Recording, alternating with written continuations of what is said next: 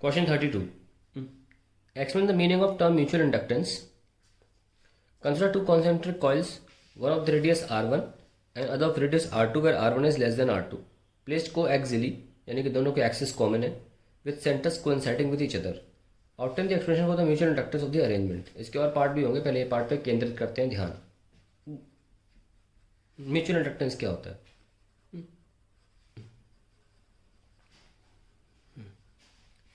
It is a phenomena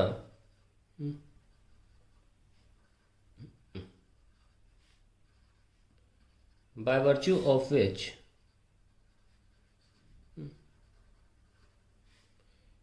a current is induced. आप EMF भी लिख सकते हैं.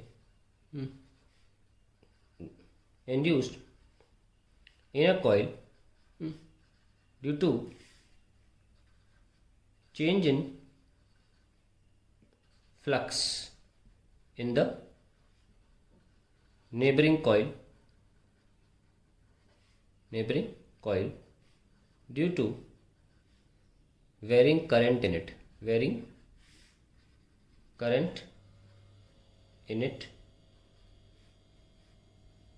or varying flux through it. आप ये लाइन चाहो तो उड़ा भी सकते हो, थोड़ा डिटेल में बताने के लिए मैंने लिख दिया. आप चाहो तो नेबरिंग कॉइल यहाँ पर रुक सकते हो. इसके बाद आपको मन करे तो लिख लो. मैं अंडरलाइन कर रहा हूँ, नहीं लिखना तो भी चलेगा. ये पर्याप्त डेफिनेशन होती है, ठीक है. कि अगर एक कॉइल है, मान लीजिए छोटी सी कॉइल ऐसे है और इसको ढक दिया है बड़ी कॉइल से, तो अगर आप इसमें करंट भेज रहे हो बड़ी वाली में से, बड़ी वाली भी S1, तो छोटी वाली में करंट नहीं हो, कोई कनेक्शन नहीं होते हुए छोटी वाली में भी करंट आ जाएगा. there will be current induced. तो ये म्यूचुअल इंडक्शन की वजह से होता है. अभी इसका हम एक्सप्रेशन भी निकालेंगे. फिर फर्स्ट का ही ए पार्ट डेफिनेशन था और फर्स्ट के ही बी पार्ट में बोला कि आप डिराइव करो expression for mutual inductance between two concentric coils. तो एक कॉइल ये हो गई, बाहर वाली बड़ी है तो इसका रेडियस है R2 और ये छोटी वाली होगी, इसका रेडियस है R1.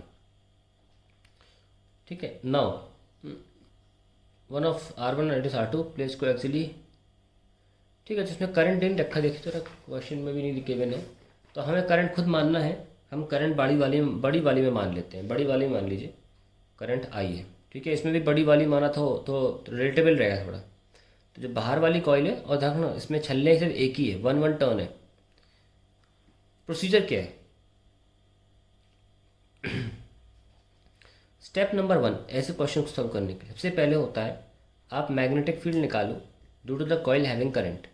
तो मैग्नेटिक फील्ड सेकंड कॉइल की वजह से ये कॉइल नंबर C2 और ये कॉइल C1 है, तो विल राइट B2.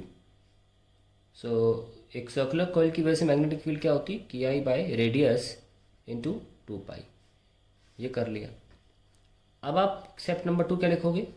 जिसमें करंट नहीं था उसके थ्रू फ्लक्स कितना है? तो फ्लक्स ऑफ 2 थ्रू 1, इस कॉइल से कितना फ्लक्स गुजर रहा है? That will be magnetic field. तो आप इसकी that will be into area. तो मैग्नेटिक फील्ड तो इसी के पास है KI बाय R2 2π, और एरिया आपको छोटे वाले का लेना पड़ेगा क्योंकि हमें सिर्फ थ्रू इससे निकालना है. कितना है? πr1². ध्यान रखें कि अगर छोटे में भी करंट होता तो भी आप एरिया छोटे वाला ही लेते, क्योंकि ओवरऑल फ्लक्स सिर्फ इतने पोर्शन से ही गुजरेगा. अगर आप बड़ा में करंट ले रहे हो तो भी आपको फ्लक्स इतना ही मिलेगा छोटे से, क्योंकि आपको छोटे में म्यूचुअल इंडक्टेंस निकालना है. तो यानी क्या सीखे हम? हमेशा जो एरिया होता है वो छोटा वाला ही लेते हैं. हमेशा स्मॉलर एरिया इज टेकन. चाहे तो लिख लें always smaller area is chosen या area is taken. Always remember this. तो फ्लक्स तो निकाल लिया हमने. इसको थोड़ा सॉल्व कर लें हम. KI2 यहाँ ले लीजिए, π² R1² divide by R2. Step number 3, अब फ्लक्स 2 1 को रिलेट कर लें M इंटू कैपिटल I से, क्योंकि फ्लक्स की डेफिनेशन ये भी होती है म्यूचुअल इंडक्टेंस के हिसाब से φ बराबर MI. इसको रिलेट करना है. इन दोनों को इक्वेट कर दीजिए. ये स्टेप 3 चल रहा है. M I is equals to 2k I pi square 2k I pi square R1 square upon R2। ठीक है, तो बस ये आई कैंसिल और ये हमारा आंसर आ गया। M is 2k pi square R1 square upon R2। थोड़ा खोलना है तो खोल लीजिए इसको, फॉर्मूले को। 1/2 पाई एप्सिलॉन 2 इंटू 10⁻⁻7, या लिख लीजिए μ0/4 पाई, कैंसिल हो जाएगा ना, into pi square R1 square upon R2। ये लो भाई, ये भी गया 2 से। So we have μ0 into pi R1 square upon 2R2। याद करने के लिए अच्छा है कि μ0 टाइम्स कुछ और बचा तो है नहीं, area of smaller coil upon diameter of larger. ऐसे भी आप याद रख सकते हैं इस फॉर्मूले को। चलिए, ये तो हो गया, अगला पार्ट देखते हैं। A rectangular coil of area A having number of turns n is rotated at revolutions per second in a uniform magnetic field B. The field being perpendicular to the coil prove that maximum EMF induced is in the coil is 2 pi f NBA। तो rectangular coil को rotate करा रहे हैं। Second part इसका, rectangle coil को rotate कराया तो रास्ते में कहीं भी आर्बिट्री पोजीशन ऐसी थी इसकी, इसका नॉर्मल और मैग्नेटिक फील्ड में एंगल जो था वो थीटा था। तो आप फ्लक्स लिख सकते हो B A cos theta at any time t. तो अब आपको ईएमएफ निकालने क्या करोगे, माइनस का d∅/dt। नंबर ऑफ टर्न्स भी दे रखे हैं इसमें, कॉइल में n है, तो you should write n phi या n। तो n टाइम्स d∅/dt हो जाएगा minus n into d/dt of phi. Phi is B A cos theta. तो ईएमएफ आ गया माइनस का n B A cos theta का जाएगा माइनस साइन थीटा, ये प्लस बन जाएगा थीटा का d∅/dt। So this is called omega. N B A omega sine theta की जगह लिख सकते हो ओमेगा टी। तो ये आपका एक्सप्रेशन आ गया। तो ई मैक्स क्या होगा, ई मैक्स होगा व्हेन साइन ओमेगा टी या साइन थीटा इक्वल्स टू 1। तो ये आ जाएगा N B A omega, that is the maximum EMF induced. ठीक है, और यहाँ पे ये ओमेगा होना चाहिए था, रेवोल्यूशंस पर सेकंड दे रखा है ना, कोई लेटर नहीं दे रखा है यहाँ पे, तो अपन ने तो यार ओमेगा ले लिया रेवोल्यूशंस पर सेकंड की जगह। एनीवेज, अब दूसरा पार्ट कर लेते हैं। तो 30 सेकंड के और का फर्स्ट पार्ट ये है कि find the direction of current induced. अगर ये स्टेडी है, ये चेंज नहीं हो रहा आई, ये वाला, और इसको हम दूर लेके जा रहे हैं, तो what is the direction of current induced in this coil, let this coil name be A. तो क्वेश्चन है what is the direction induced, direction of current induced in coil A when moved away at constant speed v। तो ये हमारा question है, बहुत simple है।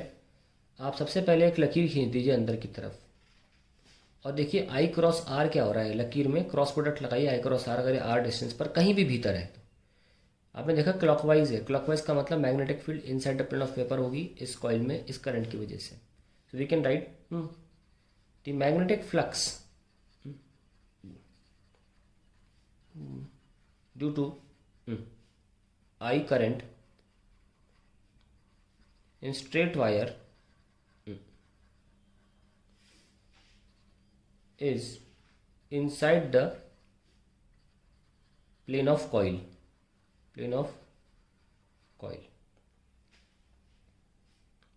and as we take coil away, the magnetic flux decreases through it. Magnetic flux decreases through it. तो क्या मतलब हुआ यहाँ पे? So magnetic flux is decreasing and inwards. Hence the direction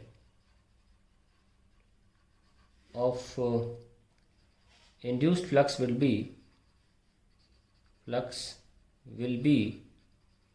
inwards, क्योंकि अंदर घट रहा है, और घट रहा है तो घटने को रोकने के लिए इंड्यूस्ड फ्लक्स अंदर ही होगा, ताकि जो घट रहा है उसको कंपेंसेट करने की कोशिश करे.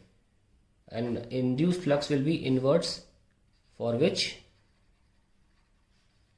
current induced is clockwise. Current induced will be clockwise, and that is the answer to the question कि clockwise current होगा. आप डायरेक्टली clockwise भी लिख सकते हैं, पर मैं समझा रहा हूँ. जो सेकंड पार्ट है वो इसी क्वेश्चन में हम ऐड कर रहे हैं. जैसे कि इसी क्वेश्चन का सेकंड पार्ट दे रखा है कि ऐसे सिस्टम के लिए म्यूचुअल इंडक्टेंस सॉल्व करना है. हमने आपको स्टेप में बताया था म्यूचुअल इंडक्टेंस क्या होता है, कैसे करना होता है. स्टेप नंबर 1 होता है कि आपको सबसे पहले निकालना होता है magnetic field due to the current carrying conductor. अभी वो कॉइल था, हमने अभी कॉइल के लिए भी किया था, तो यहाँ पे भी करंट स्ट्रेट वायर में है. तो स्ट्रेट वायर के लिए मैग्नेटिक फील्ड निकालनी है कहीं पे भी, बीच में कहीं भी, किसी डिस्टेंस से आर पे, क्योंकि एक्स तो ऑलरेडी यहाँ से लेकर यहाँ तक का फिक्स डिस्टेंस है. तो कोई भी जगह हमने ले ली यहाँ पे कॉइल के अंदर, कहीं भी आर एक डिस्टेंस बना दी, तो आर की दूरी पर मैग्नेटिक फील्ड क्या होगी इस करंट की वजह से. तो पहला स्टेप मैग्नेटिक फील्ड निकालना होता है B1 is equals to KI/R/2. ये फॉर्मूला होता है फॉर इनफाइनाइट वायर, वही हमारे पास दिया हुआ है मैग्नेटिक फील्ड के लिए. स्टेप नंबर 2 था हमें निकालना था फ्लक्स. स्टेप नंबर 2 में फ्लक्स निकालना होता है B/A फॉर्मूले से. पर इसमें एक प्रॉब्लम है, हमें आपको बताया जैसे कि एक बड़ी कॉइल है, एक छोटी कॉइल है.